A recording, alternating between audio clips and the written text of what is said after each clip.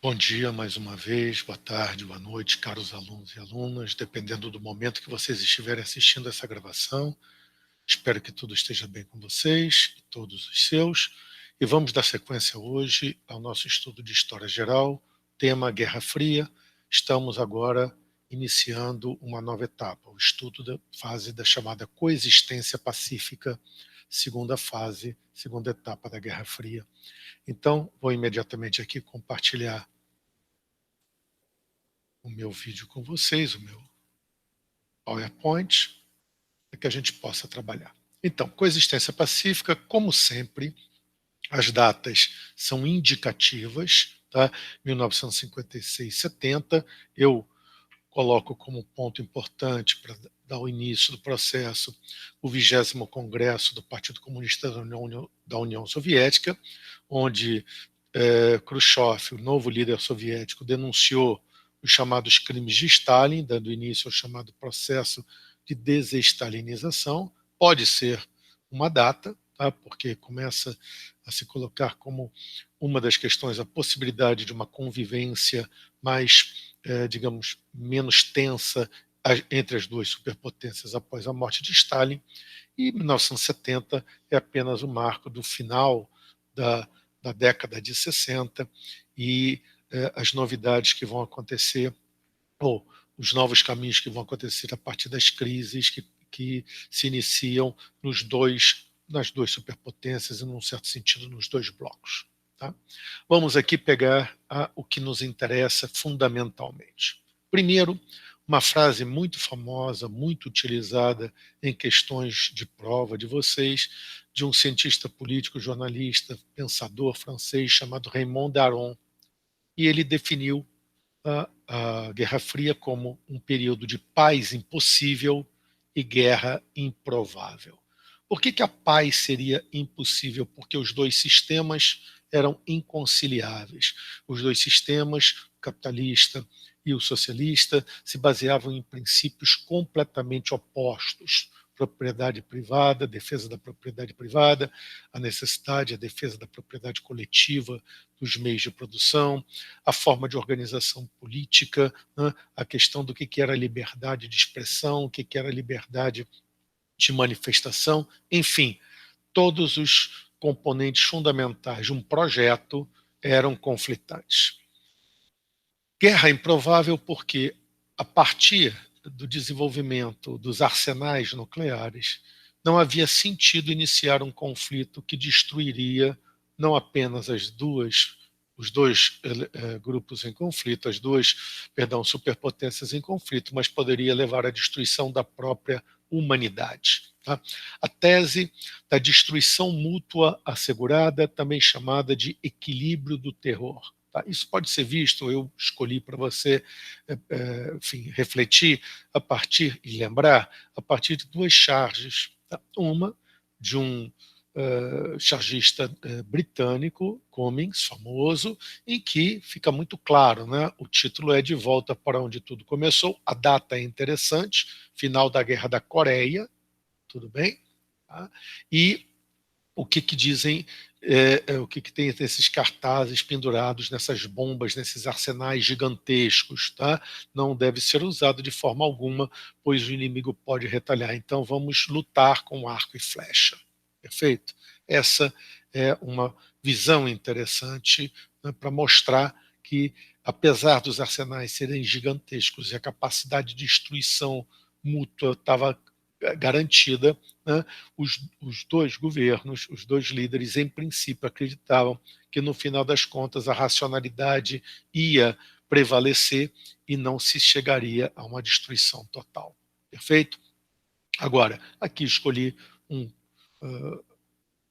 conhecido de vocês, Calvin Hobbes em inglês, Calvin Haroldo para nós aqui no Brasil, tá? E a brincadeira, vamos brincar, né, de guerra, vários modelos. Então, um é um defensor da liberdade e da democracia, que é ele, Calvin, o outro é o opressor comunista, que é o Haroldo. Eles começam a combater e chegam a uma conclusão que essa brincadeira não faz nenhum sentido.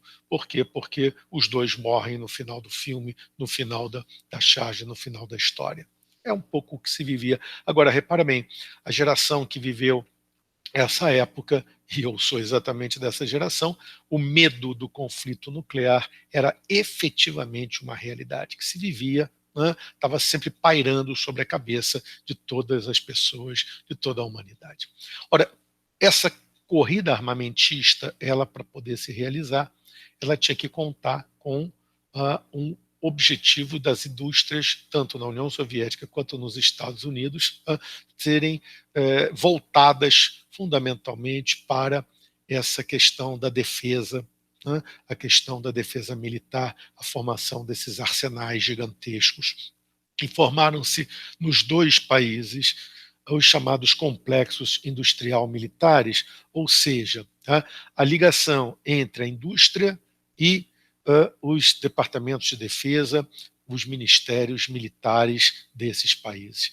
O próprio presidente Eisenhower, norte-americano, chegou a falar, quando estava deixando a presidência, no final do seu segundo mandato, que quem comandava de fato os Estados Unidos era o complexo industrial militar. A mesma coisa acontecia na União Soviética. A diferença, obviamente, é que, no caso dos Estados Unidos, eram indústrias privadas que trabalhavam a partir de encomendas do Departamento de Defesa e do governo norte-americano dentro do orçamento militar americano, um orçamento cada vez maior, evidentemente. Na União Soviética, como não havia as empresas privadas, o que acontecia, obviamente, era que os recursos estatais do orçamento estatal eram basicamente ou muito fortemente destinados ao aspecto militar, deixando de lado o desenvolvimento do setor de bens de consumo, etc.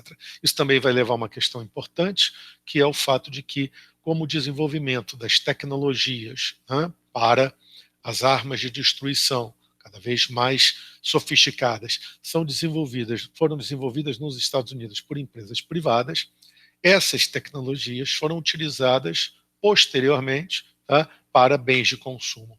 Tudo bem? Então, o avanço tecnológico, o avanço em diversos campos do conhecimento do lado norte-americano, ele foi disseminado para o conjunto da sociedade civil, enquanto na União Soviética a maior parte desses avanços ficou como segredo militar controlado pelo Estado. Perfeito? As principais questões do período. A corrida espacial. A corrida espacial aparentemente não tem nenhuma relação com a corrida armamentista, mas obviamente tem toda a relação. Tudo bem? Aqui a questão da corrida armamentista, um desfile militar na Praça Vermelha, aqui um míssil Polaris lançado de um submarino atômico, tudo bem? Armas nucleares, então, desenvolvido pela Lockheed, que era uma empresa privada norte-americana. E esse míssil foi produzido para as Forças Armadas dos Estados Unidos e da União Soviética, mostrando, então, aquilo que eu estou chamando de complexo industrial militar. No caso soviético, repito, não eram indústrias privadas que desenvolviam essas tecnologias. Perfeito?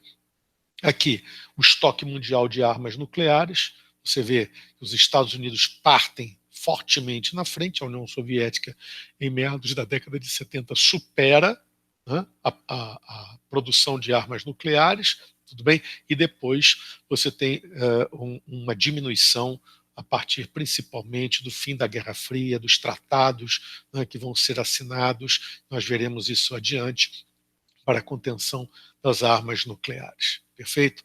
Aqui nós podemos ver testes nucleares realizados, quantidade de testes nucleares realizadas. Por exemplo, aqui são testes realizados na atmosfera, tá? E aqui são testes realizados já subterrâneos, na sua grande maioria, por causa da questão exatamente da contaminação do ar nas regiões onde esses testes eram realizados. Perfeito? Bem, vocês percebam que o ano de 62 é o ano onde se existem muitos testes nucleares, foi exatamente o ano da crise dos mísseis soviéticos. Aqui, 61 é o ano da crise de Berlim, então um ano tenso. É interessante isso, porque ele está dentro da chamada coexistência pacífica. As duas maiores crises da Guerra Fria ocorreram durante a fase da coexistência pacífica, mas o fato de que eles não degeneraram no conflito aberto é a prova de que no final prevalecia ou prevaleceu a racionalidade e as armas nucleares não foram colocadas em ação. Aqui os tratados nucleares, né, que foram realizados durante todo o período até 2010, tudo bem?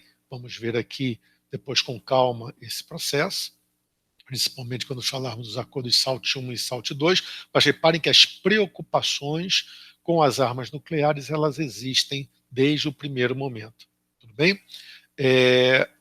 Aqui, uma instituição britânica criou esse relógio do apocalipse, que existe até hoje, marcando, né, os momentos de crise, onde se chegou próximo, né, ao que se chamou, né, o holocausto nuclear, um conflito aberto. Então, os momentos em que, né, esse relógio esteve mais próximo, tá certo, do momento da destruição final, certo?